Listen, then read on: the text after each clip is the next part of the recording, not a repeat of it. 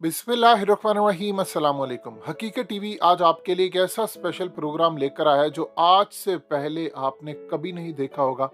हम जा रहे हैं डॉक्टर इसरार अहमद की कब्र पर।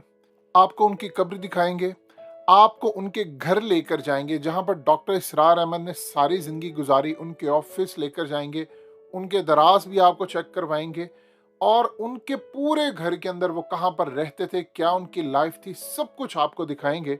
लेकिन उसके साथ साथ उनके बेटे से मिलवाएंगे जो बिल्कुल उनकी शक्ल के हैं और आवाज भी उनकी शक्ल की है, डॉक्टर आरिफ।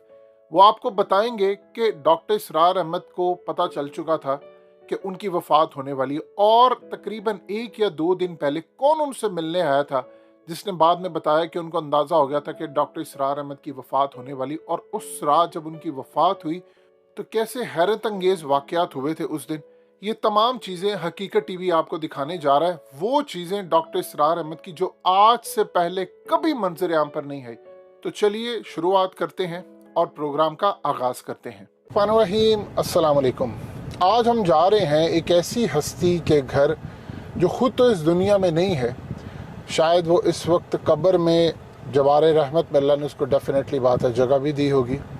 और उससे बढ़कर वो शख्सियत आज उम्मत मुस्लिमा के लिए एक राह मशल है।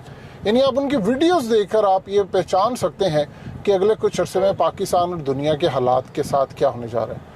हम गुफ्तगू कर रहे हैं मरहूम डॉक्टर इसरार अहमद की।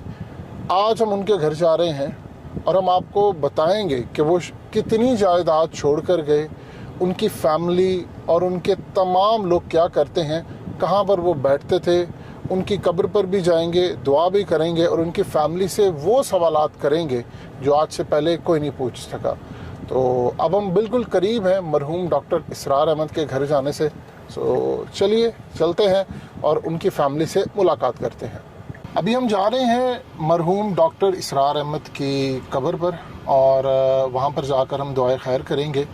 डॉक्टर इसरार अहमद के बेटे हमारे साथ मौजूद हैं और उनसे गुफ्तगू भी बड़ी अच्छी रही। असल गुफ्तगू तो उन्होंने वैसे ऑफ द रिकॉर्ड की, जिसको ऑन एयर नहीं किया जा सकता। अगर कभी उनकी इजाज़त हुई तो हकीकत टीवी इंशाल्लाह आपको वो चीज़ें बताएगा जो आज से पहले आपने कभी नहीं सुनी होंगी। हमने कोशिश की कुछ उनकी लाइफ के बारे में आपको बता सके, लेकिन हमेशा याद रखिएगा गुफ्तगू सिर्फ वही हुआ करती है जो ऑफ द रिकॉर्ड हो और उसको पब्लिश करने की इजाज़त भी कम ही मिलती है। आ रहे हैं मरहूम डॉक्टर इसरार अहमद की कब्र पर। तो ये वो जगह है जी जहाँ पर दुनिया की अजीम हस्ती मौजूद है। कौन सी वाला? अच्छा,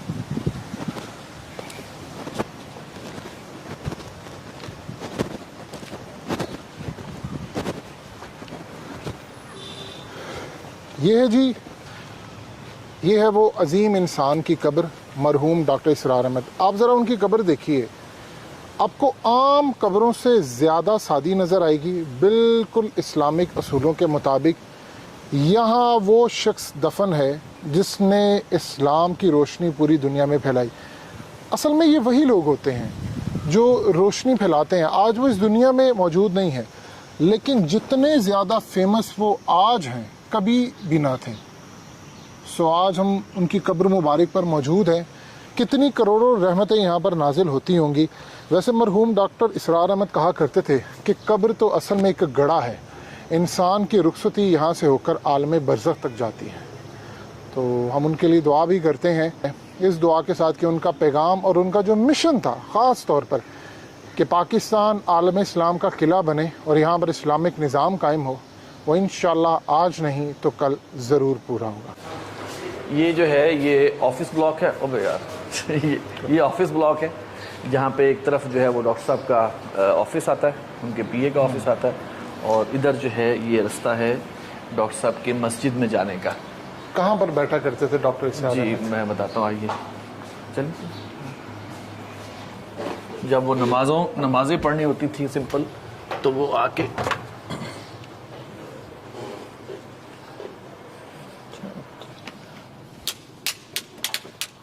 ये है वो जी जगह जहाँ पर मरहूम डॉक्टर इसरार अहमद साहब आकर नमाज़ पढ़ा करते थे। तो अक्सर औक़ात वीडियोस में उनको देखा गया कि वो यहाँ पर नमाज़ पढ़ते थे। इस कोने में बैठ के। एक मिनट बता देता हूँ, ये कुर्सी यहाँ रख देते हैं। अच्छा, इस कुर्सी पर बैठकर मरहूम डॉक्टर इसरार अहमद यहाँ पर नमाज पढ़ा करते थे। एक अजीम शख्सियत। और खिताब यहाँ पे दिया करते थे। यहाँ पर मरहूम डॉक्टर इसरार अहमद बैठकर खिताब किया करते थे। आज वो नहीं है, लेकिन उनकी यादें यहाँ पर मौजूद हैं। उनको कुछ घुटनों का भी प्रॉब्लम था। जी, घुटनों की वजह से वो बैठकर नमाज पढ़ते थे। घुटनों का ऑपरेशन हुआ था उनका सन 1998 में, और उसके बाद उनकी तकलीफ़ तो ख़त्म हो गई, लेकिन थोड़ी सी ये हैंडीकैप था कि वो ज़मीन पर नहीं बैठ सकते थे, उनको बैठना पड़ता था कुर्सी पर। ये जो है अब हम जा रहे हैं यहाँ पे, ये डॉक्टर साहब का ऑफिस है, जो इससे पहले यहाँ पे डॉक्टर इसरार अहमद नाम लिखा होता था, अब सदर अंजुमन है, जो इस वक्त उनके बेटे डॉक्टर आरिफ रशीद हैं। और ये डॉक्टर साहब का कमरा है। ये है जी उस अजीम शख्सियत का कमरा जिन्होंने इस्लाम का बोलबाला किया पूरी दुनिया में। तो पाकिस्तान के अंदर और दुनिया भर में जितने भी डॉक्टर इसरार अहमद के चाहने वाले हैं, वो देखिए यहाँ पर डॉक्टर इसरार अहमद बैठा करते थे। आज ये खाली है। यहाँ पर अभी कोई बैठता है? यहाँ पर अब सदर अंजुमन डॉक्टर आरिफ बैठते हैं, जो कि मेरे भाई भी हैं, सदर आजकल वो हैं।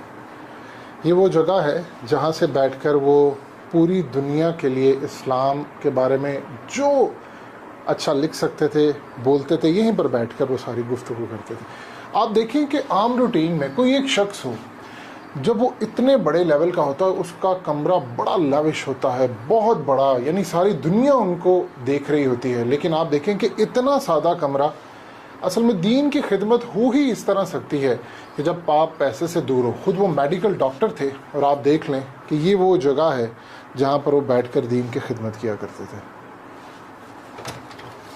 अब आइए उनके बेडरूम की तरफ, और अब हम चल रहे हैं उनके बेडरूम की तरफ।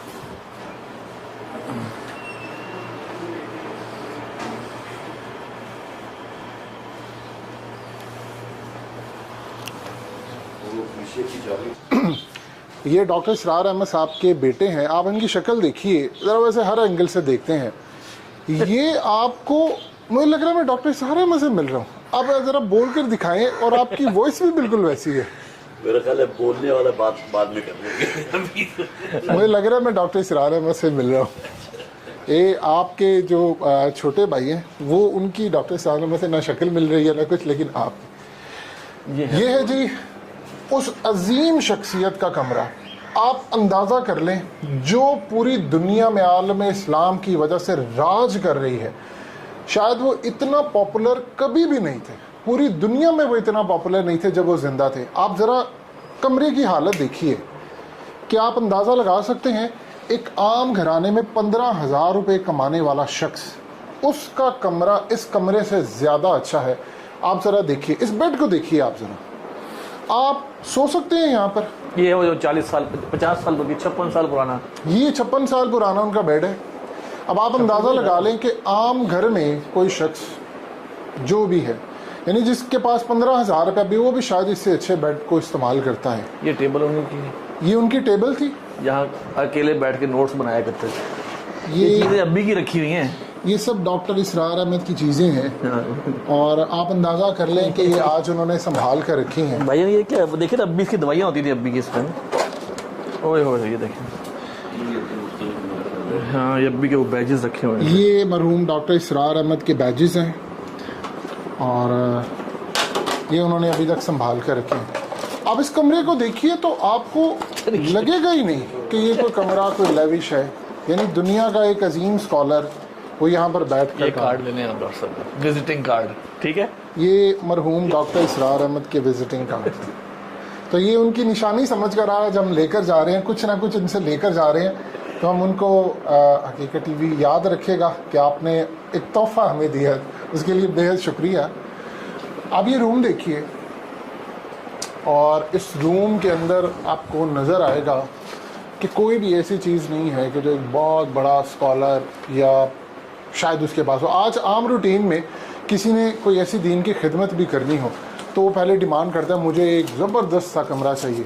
आप देखिए कितनी देर पुराना बेड है, یہ میں کہہ سکتا ہوں کہ تقریباً نصف صدی تو لازماً اس پر بیت چکی ہے، اور ڈاکٹر صاحب اس بیڈ پر جب سے ہم یہاں قرآن اکیڈمی آئے اس کے بعد سے یہی بیڈ ہے کہ جو پھر ان کے زیر استعمال رہا، اور یہ 4 پایوں والا ایک باقاعدہ ایک بیڈ تھا کہ جس پر پہلے وہ نیوار ہوتی تھی، نیوار کو اس میں سے ختم کر کے ایک لکڑی کا پھٹا لگا دیا گیا اور اس کے اوپر 2 انچ موٹا جو ہے فوم وہ بچھا دیا گیا تھا۔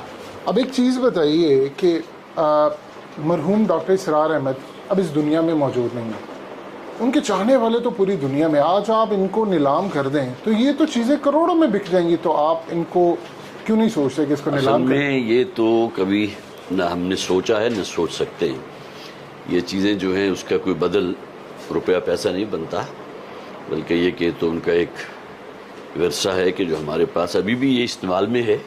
ایسا نہیں ہے کہ ہم نے بالکل اس کو جو ہے لاک کر دیا اس کمرے کو اور آپ کی آمد پر کھولا ہو۔ میرے چھوٹے بھائی ہیں عاطف، وہ دوپہر میں اگر انہیں آرام کرنا ہوتا ہے تو وہ یہیں اسی بیڈ کے اوپر آرام کرتے ہیں۔ یعنی ابھی تک آپ ان کو یوز کرتے ہیں، یہ تو ایک کمال کی بات ہے۔ جی ایسا ہی ہے، بالکل ایسا ہی۔ تو یہ بتائیے کہ ڈاکٹر اسرار احمد یعنی انہوں نے آپ کے لیے کتنی جائیداد چھوڑی ہے؟ اصل میں وہ اپنی ہی زندگی میں، قرآن اکیڈمی ہمارا 36K ہے، تو 35K جو 6 کنالوں پر مشتمل تھا ان میں سے 1 کنال وہ اپنی زندگی ہی میں اس پر 4 جو ہیں وہ مختلف 2 نیچے اور 2 اوپر فلیٹس بنا کر ہمارے نام کر گئے تھے۔ ہم 4 بھائی ہیں، تو ایک میرے پاس تھا، ایک میرے سے چھوٹے حافظ عاقب صاحب کے پاس تھا، اور اسی طرح ایک جو ہے وہ آج بھی آصف کے پاس ہے۔ تو اس طرح بس یہی ایک کل جائیداد تھی کہ جو انہوں نے چھوڑی تھی، اور وہ بھی اپنی زندگی ہی میں ہمارے نام کر کہ گئے۔ کم از کم مرحوم ڈاکٹر اسرار احمد کے پاس عام لوگوں کی نسبت ہونا چاہیے تھا کہ جتنے وہ فیمس ہیں کہ 2-3 ارب کی جائیداد چھوڑتے، لیکن ان کی سمپلسٹی یہ ہے کہ انہوں نے یہ چھوڑا ہے، یہ بیڈ چھوڑا ہے، اور آپ سوچ لیں کہ یہ آپ کو ایک اے سی دکھاتے ہیں، یہ بھی انہیں کے دور کا لگا ہوا ہے۔ یہ تو میرا خیال ہے کافی بعد میں لگا، شروع میں تو وہاں ایک ونڈو اے سی تھا کہ جو پھر بعد میں اتار دیا گیا تھا۔ یہ جی ایک کمرہ ہے، اور ایک کمرہ آپ یہاں سے اندازہ لگا لیں کہ عام گھروں میں کرائے کا آپ گھر لیں تو وہ زیادہ اسے بہتر نظر آتا ہے۔ تو دنیا کا عظیم اسکالر جو مٹی میں چلا گیا ہے وہ یہاں اس پر کمرے کا سائز میرا خیال ہے کوئی 8 فٹ بائی کوئی زیادہ سے زیادہ 13-14 فٹ ہوگا۔ یہ اصل میں ایک ہماری جو ایک گاڑی تھی اس کا گیراج تھا۔ اچھا، گاڑی کا گیراج؟ جی اس کو پھر ڈاکٹر صاحب نے، چونکہ بالکل ایڈجسٹنٹ تھا یہ ڈاکٹر صاحب کے آفس کے، لہٰذا ڈاکٹر صاحب نے پھر اسے اپنا بیڈ بنا لیا تھا، اور ساری زندگی یہی کمرہ پھر ان کے بیڈ کے طور پر استعمال ہوتا رہا۔ اب آپ یہ بتائیں کہ ڈاکٹر اسرار احمد آج زیادہ کیوں اتنے فیمس ہیں، جبکہ وہ اپنی زندگی میں تھے جتنے، شاید اس کی ایک وجہ ہے کہ ان کی جتنی ویڈیوز ہیں، ان کی جو پیشن گوئیاں ہیں وہ آج پوری ہو رہی ہیں۔ آپ کو کیا لگتا ہے؟ جی بالکل ایسا ہی ہے، بلکہ بہت سے لوگ جو آ کر جن سے ملاقات ہوتی ہے تو وہ تو یہ کہتے ہیں کہ ڈاکٹر صاحب کی زندگی میں شاید وہ باتیں اس طرح کھل کر سامنے نہیں آئی تھیں، جیسا کہ ان کے اس دنیا سے رخصت ہو جانے کے بعد آج سے 25 برس پہلے کا بھی ان کا کوئی کلپ ہے، کوئی بیان ہے، تو محسوس ہوتا ہے کہ وہ آج کے دور کو، وہ ایک ویژن ان کی تھی کہ جس میں انہوں نے اس کے پس منظر میں وہ باتیں کہی تھیں۔ اگر آپ کیپ پہن لیں تو ویسے آپ ڈاکٹر اسرار احمد دوبارہ بن سکتے ہیں۔ اچھا، سوشل میڈیا کے حوالے سے اگر آج ڈاکٹر اسرار احمد زندہ ہوتے تو کیا وہ سوشل میڈیا پر کوئی اکاؤنٹ بناتے؟ اصل میں ڈاکٹر صاحب تو اس مزاج کے تھے ہی نہیں، اور اس میں اگر آپ کے سامنے یہ بات رکھوں کہ ایک مرتبہ امریکہ جو وزٹ ہوئی تھی ڈاکٹر صاحب کی، تو اس میں کسی صاحب نے وہ جو سیل والی گھڑی ہوتی ہے الیکٹرانک، جی، جس کے اوپر وہ ڈیجٹس آتی ہیں، تو وہ ان کو تحفتاً دی۔ اب وہ اس کا ان کو چونکہ مزاج نہیں تھا، لہٰذا اس کو استعمال کرنا یا اس کا کوئی ٹائم ایڈجسٹ کرنا یا مہینہ ایڈجسٹ کرنا ان کے اس سے بالکل باہر تھا۔ نتیجتاً وہ انہوں نے اسی طرح میرے حوالے کر دی، اچھا، اور کئی سال جو ہے وہ پھر میرے سے استعمال رہی۔ تو وہ ان کا یہ مزاج نہیں تھا، وہ صرف اس ایک پازیٹیو بات کو بہت لوگ سمجھتے تھے کہ ڈاکٹر صاحب کا پیغام اگر اس ذریعے سے قرآن کی دعوت جو ہے وہ اگر بہت وسیع پیمانے پر اگر وہ پھیل رہی ہے تو وہ اپنی جگہ ایک بہت بڑا ایک مثبت کام ہے، کہ جس میں سمجھتا ہوں کہ آصف نے، جو چھوٹے بھائی ہیں میرے سب سے، اور اس بات کو وہ اپریشیٹ بھی کیا کرتے تھے، خاص طور پر ڈاکٹر ذاکر نائک کے ساتھ جو ان کا ایک دوستانہ بھی ہے، اور اس کے علاوہ یہ ہے کہ بہرحال اس فیلڈ میں یہ کافی آگے گئے ہیں، تو اس کو اپریشیٹ کرتے تھے کہ وہ قرآن کی اس دعوت کو جو میں نے پیش کی تھی اس کو، جسے آپ کا یہ بہت وسیع پیمانے پر، حالانکہ یہ ڈاکٹر صاحب کا تو اب انتقال ہوئے تقریباً 12 برس ہو چکے، لیکن اس وقت بھی اس بات کی وہ گویا کہ اپریسیشن تھی کہ اس ذریعے سے پیغام جو ہے قرآن کا بہت وسیع پیمانے پر پھیلا ہے۔ ایک یاد جو آپ کو ان کی بہت زیادہ آتی ہو، کوئی ایسی بات جو آج بھی آپ کو یاد آتی ہے، جو وہ پرسنل بات ہو،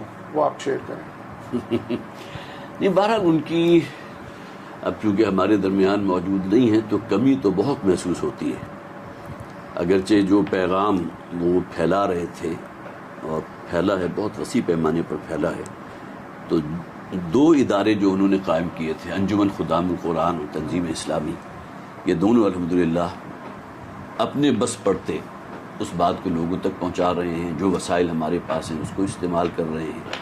انجمن خدام القرآن جو ہے قرآن حکیم کی وسیع پیمانے پر ایک علمی کاوش ہے، جس میں ہماری جو ہے ورک شاپس ہوتی ہیں، تربیت گاہیں ہوتی ہیں، 1 سالہ کورس ہے، اسی طرح پھر اس کا پارٹ 2 بھی ہے، پھر کلیت القرآن جو ہم نے قائم کیا ہے وہ بھی گویا کہ وہ دینی تعلیم اور اس کے ساتھ ساتھ عصری علوم ان سب کے ساتھ لے کر اس کو چل رہا ہے، تو الحمدللہ یہ تمام چیزیں، لیکن بہرحال ڈاکٹر صاحب اگر ہوتے تو یقیناً اس میں بہت برکت ہوتی ہے، بہت۔ اب یہ بتائیے کہ آپ ایک میڈیکل ڈاکٹر ہیں، آج کل تو ڈاکٹر ارب پتی ہوتے ہیں، کروڑوں پتی ہوتے ہیں، آپ کی حالت دیکھ کر تو ایسا نہیں لگ رہا؟ آپ نے میری اسکریننگ کیسے کر لی؟ کیونکہ جو ڈاکٹرز ہیں ان کے پاس وہ دکھتا بھی ہے، آپ کی کچھ ایسی حالت نہیں لگ رہی،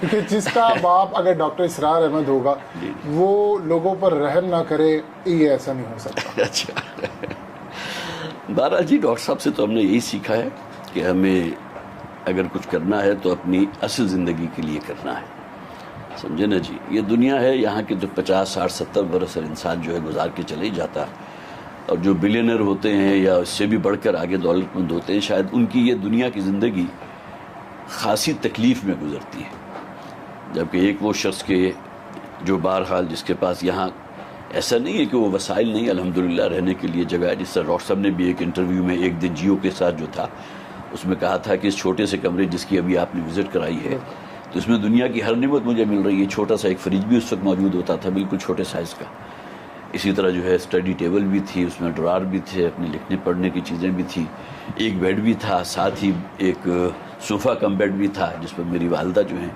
وہ آرام فرماتی تھی، تو وہ کہتے تھے کہ ہر چیز موجود ہے۔ اسی طرح اللہ کا شکر ہے کہ 4 پہیوں والی گاڑی بھی موجود ہے، رہنے کے لیے گھر بھی موجود ہے، الحمدللہ ثم الحمدللہ۔ یہ بتائیے کہ کبھی کسی حکمران کی جانب سے ان کو کوئی بڑی آفر ہوئی ہو فائنینشلی؟ وفاقی وزارت جو ہے مذہبی امور کی، وہ تو جنرل ضیاء الحق صاحب نے میرا خیال ہے کہ ان کو یہ پیش بہت کی بڑا تھی۔ انکشاف کر رہے ہیں آپ۔ یہ میرا خیال ہے ایسا ہی ہے کہ بھئی آصف مرکزی وزارت پیش کی تھی مذہبی امور کی، ضیاء الحق صاحب کے دور کی بات ہے، لیکن یہ کہ بعد انہوں نے کہہ دیا تھا کہ جی جو بھی معاملات ہیں، جو حالات ہیں، اس میں انہوں نے معذرت کی تھی۔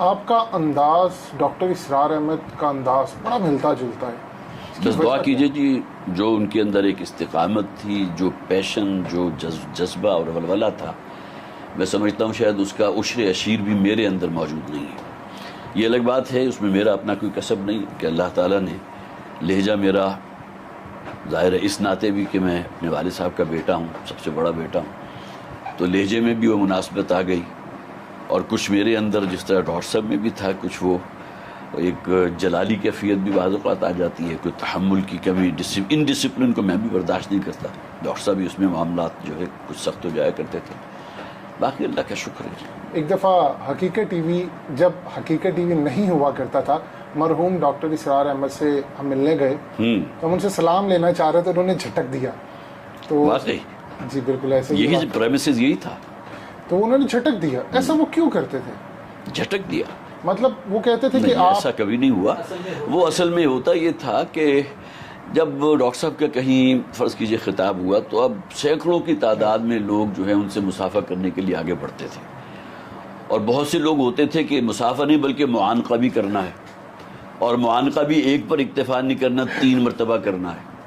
یہ ساری چیزیں تھی کہ جس کو ڈاکٹر صاحب نے فیس کیا، جس کی بنیاد پر وہ پھر بعض اوقات تقریر کے آخر میں کہہ دیا کرتے تھے کہ میں شروع ہی میں آپ سے معذرت کر رہا ہوں کہ میں آپ سے مصافحہ یا معانقہ نہیں کر سکوں گا، اس لیے کہ اب 2-2.5 گھنٹے کی تقریر کے بعد میں پوری طرح ایگزاسٹ ہو چکا ہوں. یہ وجہ ہوتی تھی، ادروائز تو سوال نہیں پیدا ہوتا. اب بھی یہ کہا کرتے تھے کہ ساتھ دے دینا ہے تو تنظیم میں ہاں یہ بھی ہے، یہ کہہ رہے ہیں. صرف مسافے پہ اکتفا نہ کریں بلکہ یہ کہ اس کام میں میرے دست و بازو بنے. اب یہ بتائیے کہ ڈاکٹر اسرار احمد کے جو لاسٹ ڈیز تھے وہ ان کو نی کپ کا بھی پرابلم تھا، یہ کافی سننے نہیں، وہ تو آپریشن ہو گیا تھا. ان کے دونوں گھٹنے جو ہے وہ تبدیل ہو گئے تھے 1998 میں، اور اس کے بعد ٹل ڈیتھ انہیں کوئی گھٹنوں کا کوئی عارضہ نہیں ہوا الحمدللہ. لیکن ادروائز ان کے چونکہ ڈائبیٹک تھے 15-20 سال سے، لیکن وہ بھی اللہ کا بڑا فضل رہا کہ کوئی کمپلیکیشن ڈائبٹیز کی وجہ سے ان کے جو ہے وہ کوئی ایسا عارضہ لاحق نہیں تھا. لیکن بہرحال جس طرح انہوں نے، جسے وہ خود کہا کرتے تھے کہ شمع کو دونوں سروں سے جلانے والی بات، تو دن دیکھا نہ رات دیکھی. اور حد یہ ہے کہ جو ان کی زندگی کا جو آخری ہفتہ تھا اس میں بھی 2 چکر ان کے فیصل آباد کے لگے تھے. ہماری تنظیم اسلامی کی ایک بہت اہم ایک مشاورت وہاں جاری تھی، تو اس میں شرکت کے لیے وہ 1 دفعہ گئے، پھر درمیان میں کوئی طبیعت بگڑی واپس آئے، پھر دوسرے وزٹ میں ساتھ گیا. تو یہ سب کچھ ہوا، گویا کہ آخری لمحہ بھی، بلکہ آخری خطبہ جو تھا جمعے کا وہ بھی ان کا یہاں ہماری اس قرآن اکیڈمی کی مسجد میں ہوا تھا، جس میں بعد میں کچھ لوگوں نے کہا کہ ہمیں کچھ اندازہ ہو رہا تھا اس کو سنتے ہوئے، اس لیے کہ انہوں نے کچھ ایسے الفاظ بھی کہے تھے کہ شاید یہ بس میرے آخری ہی باتیں ہیں جو میں آپ سے کر رہا ہوں. تو کہ ہمیں کچھ احساس ہو رہا تھا کہ شاید اب ان کی. یہ دیکھیے جی، ایک سوال جو پورا پاکستان جاننا چاہتا ہے کہ آپ کو کب پتہ چلا کہ ڈاکٹر اسرار احمد اس دنیا میں نہیں رہے، اور اس سے بھی بڑھ کر آپ کا ریئیکشن کیا تھا؟ کیا اس سے پہلے ان کی طبیعت کبھی خراب رہی تھی؟ کیا صورتحال تھی؟ اس بارے میں لوگوں کو ذرا بتائیے. اصل میں کچھ عوارض تو ڈاکٹر صاحب کے ساتھ ایسے تھے کہ جو کم و بیش 10-15-20 سال سے چل رہے تھے. اس میں ایک ڈائبٹیز بھی تھا، بلڈ پریشر کا معاملہ تھا. پھر 2009 میں اچانک انہیں ہارٹ، جسے ایٹریل فیبریلیشن کہتے ہیں، اس کا اٹیک ہوا تھا، اور اس کے بعد پھر ایک سٹنٹ بھی پڑا. لیکن یہ کہ بہرحال جو ان کی قوتیں اور توانائیاں لگ رہی تھیں دین کے لیے، اس میں کہیں کوئی رتی برابر بھی فرق نہیں پڑا. باقی یہ کہ جو آخری ایام تھے ان کی زندگی کے، اس میں میں صرف اتنا ہی عرض کروں گا کہ اپنے انتقال سے 4 دن پہلے کا جمعہ جو تھا ہماری یہاں قرآن اکیڈمی میں، وہ انہوں نے خود پڑھایا تھا. اور جمعے میں بعد میں کچھ لوگوں نے مجھے بتایا کہ ہم نے کچھ محسوس کیا تھا ان کی باتوں سے کہ شاید یہ اب ان کی آخری جمعہ ہے، یا یہ کہ آخری اوقات کی ہی کوئی باتیں لگ رہی ہیں، کوئی رخصتی کی سی باتیں اس میں انہوں نے کی تھی. بہرحال اس کے بعد کچھ الفاظ آپ کو یاد ہیں کیسی گفتگو تھی؟ نہیں، مجھے اس وقت یاد نہیں ہے، لیکن میرا خیال ہے کہ وہ جمعہ جو ہے وہ شاید ہمارے پاس اگر محفوظ ہو. لیکن لوگوں کے اپنے بھی جذبات ہوتے ہیں نا. اب یہ باتیں لوگوں نے مجھے ان کے انتقال کے بعد بتائیں، تو اس کے معنی یہ ہیں کہ بہرحال کچھ باتیں ممکن ہے ایسی ہوں جس میں انہوں نے کچھ سمیل کیا ہو. کیا آپ اس بات پر یقین رکھتے ہیں کہ انسان کے مرنے سے پہلے وہ کچھ ایسے کام یا الفاظ ادا کرتا ہے جس سے کوئی اشارہ ملے کہ وہ دنیا سے رخصت ہونے جا رہا ہے؟ جی، ایسے واقعات ہیں میرا خیال ہے ہماری تاریخ میں. نبی اکرم صلی اللہ علیہ وسلم، اگرچہ نسبت خاکرہ کی بات ہے کہ حضور کے ساتھ کسی اور شخص کی کیا نسبت ہو سکتی ہے، لیکن یہ کہ آپ کا بھی جو حجۃ الوداع کا خطبہ تھا اس میں آپ نے جو کہا تھا کہ شاید آج کے بعد میری اس جگہ تم سے ملاقات نہ ہو، تو ابوبکر صدیق رضی اللہ تعالیٰ عنہ جو ہے زار و خطار رونے لگے. اسی طرح بعض اور باتیں بھی آپ نے ایسی کہی تھی کہ جس سے صحابہ کرام نے کچھ اسیس کر لیا تھا کہ اب شاید نبی اکرم صلی اللہ علیہ وسلم کی رخصتی ہے. تو باقی یہ چیزیں ہیں، اللہ تعالیٰ جو ہے وہ اس کا امر ہے، اس کی حکمت ہے کہ کس کو ایسی چیزیں بتا دے. کیسا لگتا ہے آپ کو یہ دیکھ کر کہ لوگ آپ کو آپ کی ذاتی آئیڈینٹی کی بجائے مرحوم ڈاکٹر اسرار احمد کے بیٹے کے طور پر جانتے ہیں؟ میں سمجھتا ہوں کہ میرا تعارف بہت بڑا پرسنٹیج وہ ہے کہ ڈاکٹر صاحب کے حوالے سے ہے. اس میں ایک فیکٹر یقیناً آپ اس کو شامل کر سکتے ہیں کہ جو مشن ڈاکٹر صاحب کا تھا اس کو ہم لے کر آگے بڑھ رہے ہیں الحمدللہ. ایسا نہیں ہوا کہ وہ کام کے جو ان کی زندگی میں شروع ہوا تھا اس کو فل سٹاپ لگ گیا ہو، بلکہ وہ سلسلہ درس جو قرآن آڈیٹوریم میں ہمارا چل رہا تھا، تو بلاک میں جو بہت خوبصورت آڈیٹوریم ہے اس میں تقریباً 600 افراد درس سن سکتے ہیں. ڈاکٹر صاحب کی زندگی میں وہ تو اس میں باغ و بہار کی ایک کیفیت تھی، لیکن یہ کہ 2006 میں پھر وہاں جو ان کا درس چل رہا تھا، سلسلے وار درس، اس کی ذمہ داری انہوں نے میرے کاندھوں پر منتقل کر دی تھی. تو 2006 سے لے کے اور آج تقریباً 16 برس تک اس ذمہ داری کو میں نبھا رہا ہوں الحمدللہ. جس رات مطلب ایک رات پہلے کی بات ہو رہی ہے، ڈاکٹر اسرار احمد کی وفات سے ایک رات پہلے کیا صورتحال چل رہی تھی؟ کیا کسی کو اندازہ تھا کہ کل وہ اس دنیا میں نہیں رہیں گے؟ وہ ذرا واقعہ کھل کر بیان کریں. یہ ڈاکٹر صاحب کے جیسا کہ میں نے عرض بھی کیا تھا، کچھ امراض تو ایسے تھے جو چل رہے تھے، لیکن آخری 3 دن انہیں پھر شدید بخار بھی ہوا، اور پھر یہ ہے کہ ایک اسہال کسی کیفیت، پیٹ بہت خراب ہوا، اس کی وجہ سے ضعف اور کمزوری ہوئی، اور اسی طرح ان کے کچھ تکالیف، خاص طور پر کچھ کمر کی تکلیف بھی بڑھ گئی تھی. تو ڈاکٹر عامر عزیز جو میرے کلاس فیلو ہیں، تو ان سے میں نے ذکر کیا تو وہ پھر آئے بھی ڈاکٹر صاحب سے ملنے کے لیے.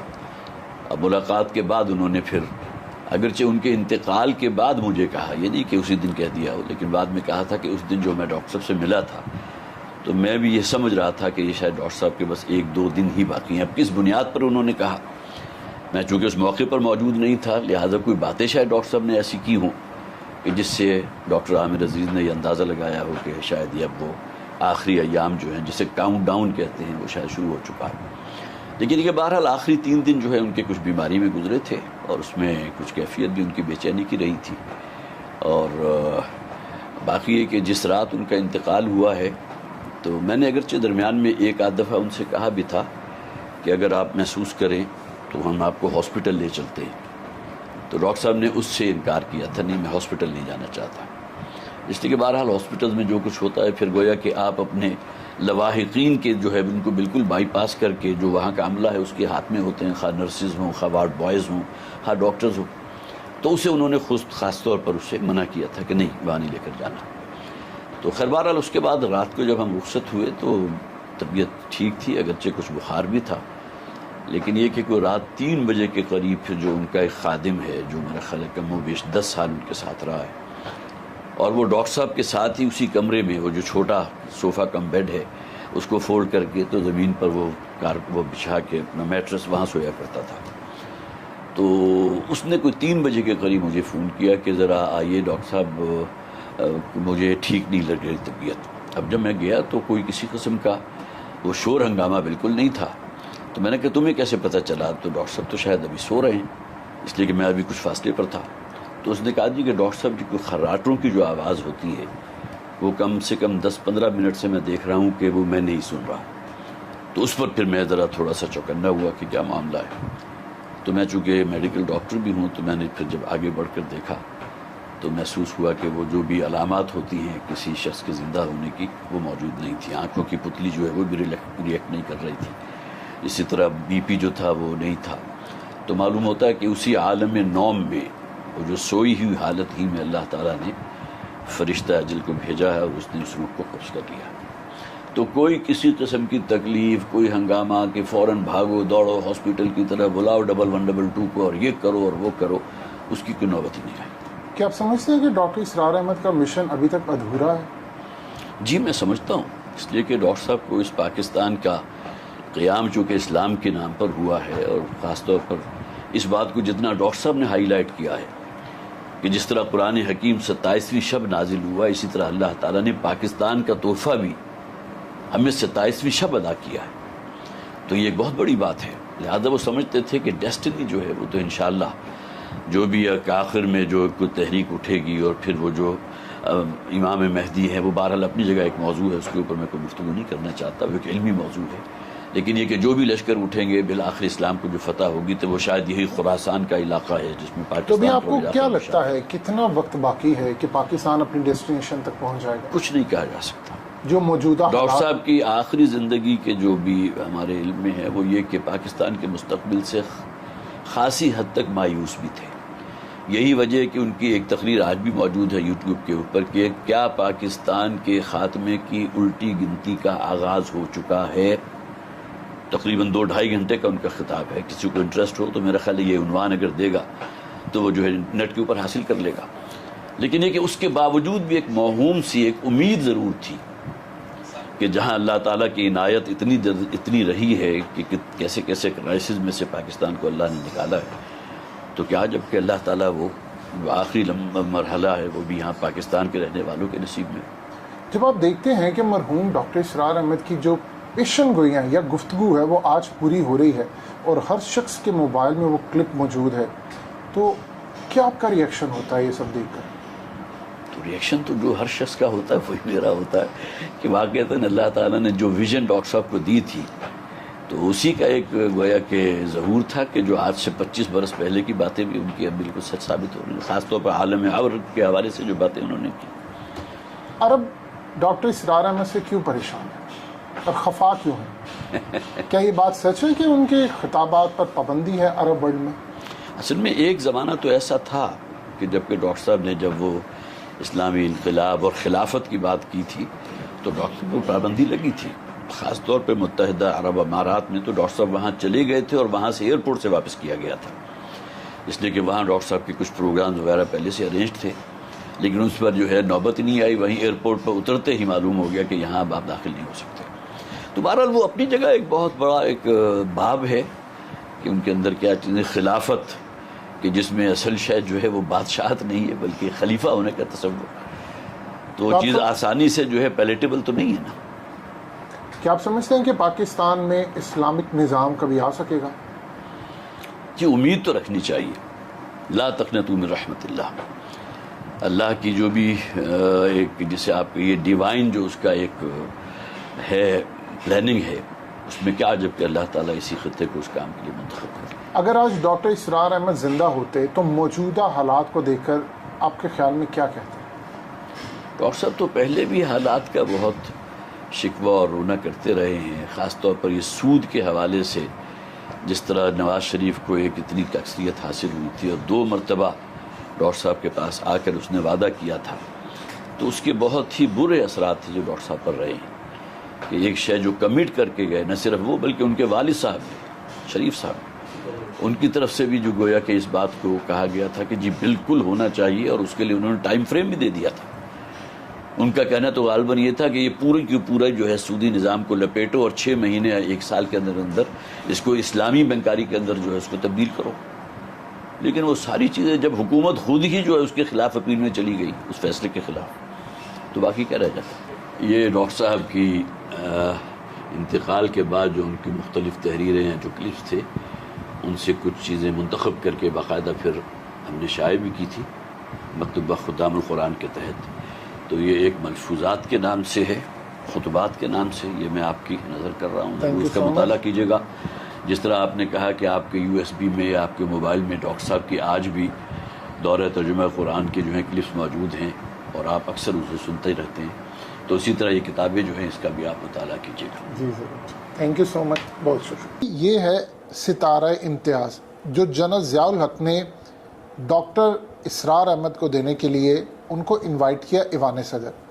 آپ اس شخص کی عظمت کا اندازہ کیجئے، وہ ان چیزوں سے بڑے اوپر تھے۔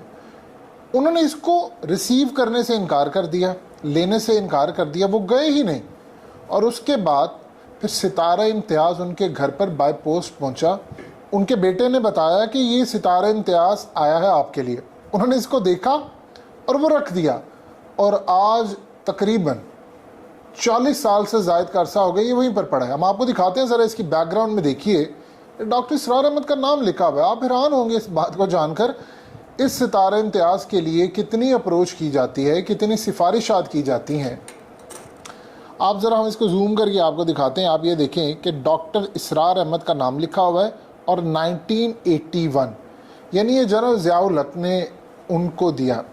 اور پھر وہ آپ کو ڈاکٹر اسرار احمد کے الفاظ بھی یاد ہے ضیاء الحق کے بارے میں، اس کو ہم ریپیٹ نہیں کرنا چاہتے، لیکن آپ اس شخص کی عظمت دیکھیے کہ وہ ان چیزوں سے ابو تھے۔ جب آپ دین کا کام کر رہے ہوتے ہیں تو آپ کو یہ میڈلز، یہ چیزیں کچھ نہیں دیتے۔ آج جہاں پر وہ موجود ہے وہ اس سے بڑے میڈلز لے چکے ہیں۔ یہ وہ ڈاکومنٹ ہے جو اس وقت دنیا میں شاید کسی کے پاس موجود نہیں ہے کہ مرحوم ڈاکٹر اسرار احمد کی جو MBBS کی ڈگری تھی وہ آپ کی اسکرین پر چل رہی ہے۔ یعنی آپ سوچ لیں کہ وہ کتنے قابل تھے۔ جب دین کی خدمت کا کام ہوتا ہے تو وہی شخص کر سکتا ہے جو ان تمام چیزوں سے آزاد ہو۔ ان کو پیسوں کی ضرورت نہیں تھی، اگر وہ ڈاکٹر بنتے تو کافی کچھ کما سکتے تھے، لیکن انہوں نے اپنی میڈیسن یا اپنی میڈیکل کی جتنی زندگی تھی وہ وقف کر دی اسلام کے لیے۔